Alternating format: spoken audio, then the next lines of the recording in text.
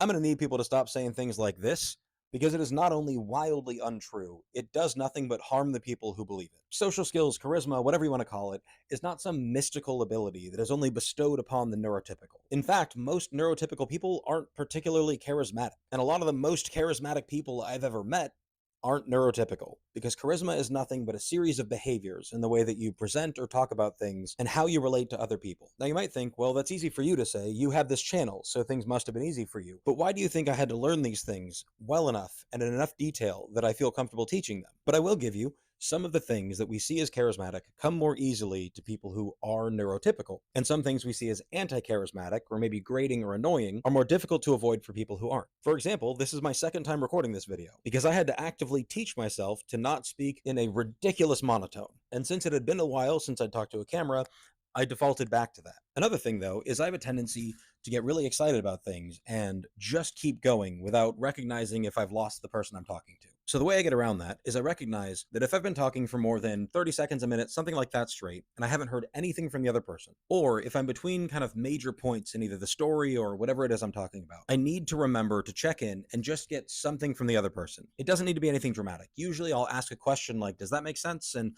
try to go for some kind of affirmative grunt. And at least once or twice when I'm talking to a new person, I let them know that I have a tendency to get carried away, and they should feel comfortable to interrupt me or rush me along as they need. So even though after years of working on this, it's still hard for me to naturally read when it's time to wrap things up, I have other systems in place to help me avoid the anti-charismatic behavior of rambling on. But you know what does come easier to me than it does to most other people? Being able to make interesting and sometimes distant connections between two things, so I can continue a conversation and talk about almost anything. For whatever reason, it just seems like my brain is so much better at finding certain patterns and commonalities than apparently most neurotypical people. And while that used to be a problem for me because they wouldn't be able to follow my train of thought, if I just learn where their gaps in understanding are and bring them along my train of thought, I become wildly more interesting and charismatic than somebody who can't make those connections. So while I won't pretend it's just easy to learn how to be charismatic, especially for those of us whose brains work a little differently, acting like you're incapable or pretending that charisma is just masking neurotypical behavior is doing nothing but harming you and preventing you from learning one of the most important skills you could ever have.